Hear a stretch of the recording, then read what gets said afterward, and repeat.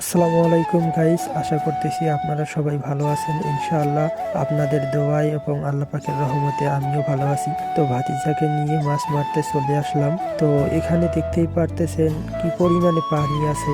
তো গ্রামের মানুষ এটাকে কেউ নদী বলে, আবার এটাকে বিল বললেও চলে। তো এখানে এসে সে দেখতেছে কোন দিকে মাছ মারা যাবে। তো তো আসলে কিন্তু এটা নদী, কিন্তু মাঝখান দিয়ে অনেক স্রোত যাইতেছে। তো সামনে গেলে আমরা কাদার মধ্যে অনেকটা তলিয়ে যাব।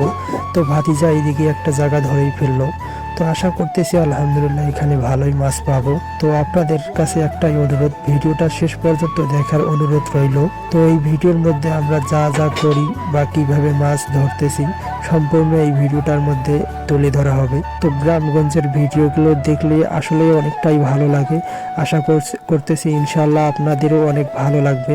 তো ভিডিওটা শুরু থেকে শেষ পর্যন্ত আপনারা দেখতেই থাকুন। এর ফাঁকে আমি আপনাদেরকে একটা কথা বলি। তো এক বড় লোকের পোলায় আমারে বলছিল, বাবার রাজ্যে রাজা আমি, বাবাকে প্রজা বানিয়ে রাজার সিংহাসনে বসে আমি।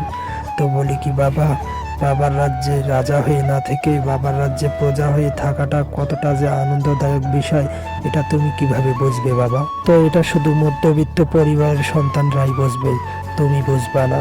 তো এখনো সময় আছে, মাঠে নামো, মাঠে নেমে কাজ করো, বাবাকে বাবার সিংহাসনে বসতে দাও, এখনো সময় আছে। তো আপনাদের কাছে আমার একটাই অনুরোধ, আমি ছোট ভাই হিসাবে আপনাদেরকে বলতেছি, আপনাদের ভালোবাসায় আমাদের উৎসাহ। তো ভিডিওটা যদি আপনাদের কাছে অবশ্যই ভালো লাগে, লাইক কমেন্ট এবং শেয়ার করে যাবেন। তো ভিডিওটা শুরু থেকে শেষ পর্যন্ত আপনারা দেখতেই থাকুন, আসলে অনেক ভালো লাগবে। মনোমুগ্ধকর পরিবেশ, এবং এই গ্রামগঞ্জে যে মাছ মারলে এতটা ভালো লাগে, যেটা শহরে থাকলে আর কখনো বোঝা যায় না।